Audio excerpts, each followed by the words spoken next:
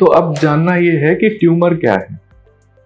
तो ट्यूमर एक collection of sales है, जो कोशिकाएं हैं, जो हमने अभी बात की, जो एबनॉर्मल कोशिकाएं हैं, जो कि नॉर्मल नहीं रही, उनमें लगातार बढ़ने की क्षमता है।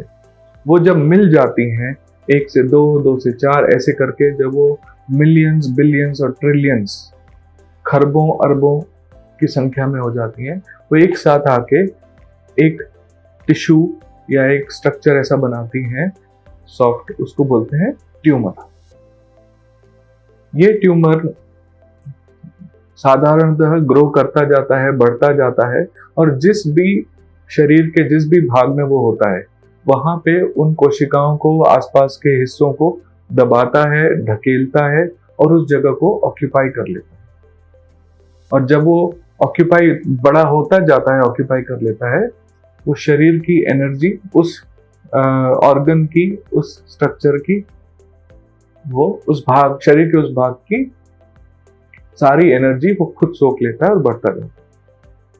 कभी कभी उस ट्यूमर में से सेल्स टूट के निकल जाते हैं और वो फैलने लगते हैं। वो आसपास फैल सकते हैं, वो खून में, धमनियों में मिक्स होके शरीर के किसी भी दूसरे भाग में जा सकते हैं, या लिम्फेटिक चैनल्स होते हैं उसके थ्रू जा सकते हैं। इसीलिए हम सुनते होंगे कि लिम्फ नोड में कैंसर आ गया, क्योंकि लिम्फेटिक चैनल्स के द्वारा वो फैल के वहां जाके उन्होंने ट्यूमर बना लिया। इसी प्रकार धमनियों में, खून के रास्ते वो शरीर के किसी भी भाग में पहुंच सकते हैं और वो सेल्स वहां जाके नया ट्यूमर बना लेते हैं। उसको बोलते हैं मैलिग्नेंट ट्यूमर, जिसको हम कैंसर बोलते हैं। तो ट्यूमर 2 प्रकार के होते हैं। हर ट्यूमर कैंसर नहीं होता। जो ट्यूमर फैल जाते हैं अपनी प्राइमरी, जहां से उन्होंने शुरुआत की, वहां से फैल के दूसरी जगह जाते हैं, उसको हम मैलिग्नेंट ट्यूमर या कैंसर कहते हैं।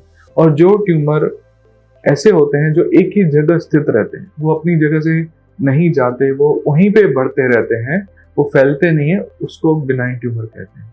बिनाइन ट्यूमर का अपना खतरा है कि वो जहां पे होते हैं शरीर के उस भाग को नुकसान पहुंचाते हैं, लेकिन कैंसर के ट्यूमर शरीर के किसी भी भाग में जा सकते हैं और कहीं भी वो उस भाग को नुकसान पहुंचा सकते हैं।